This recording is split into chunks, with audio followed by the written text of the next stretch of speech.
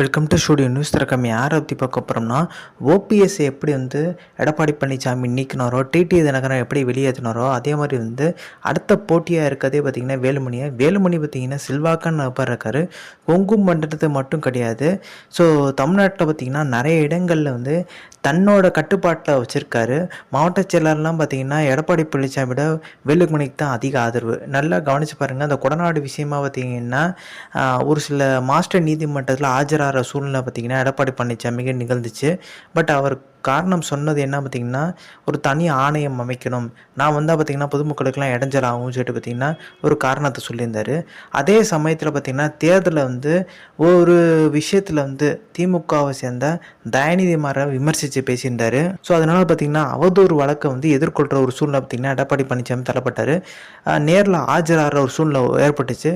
But ஆஜரான டைமில் பார்த்திங்கன்னா தொண்டர்களும் இல்லை, சென்னையில் இருந்த மாவட்ட செயலரை பார்த்திங்கன்னா யாருமே இல்லை. அந்த அளவுக்கு பார்த்திங்கன்னா யாருமே எடப்பாடி பழனிசாமிக்கு பின்னாடி போகல. இதுக்கு முக்கியமான காரணம் வேலுமணி தான் சொல்லப்படுது. ஸோ வேலுமணிக்கு ஒரு எச்சரிக்கை விடுச்சிருந்தார். அது மறைமுகமாக தான் விடுத்திருந்தார். யார் பார்த்திங்கன்னா துரோகம் பண்ணுறாங்களோ அவங்களுக்கெல்லாம் ஓபிஎஸ் நிலைமை தான் அப்படின்ற மாதிரி. அப்போ யாரை மென்ஷன் பண்ணுறான்னு சொல்லிட்டு எல்லாருமே யோசிக்கும் போது தான் வேலுமணி பேர் தான் அடிப்படுது. ஸோ இந்த இன்ஃபர்மேஷன் பிடிச்சா like, share, subscribe. Thanks for வாட்சிங் திஸ் வீடியோ.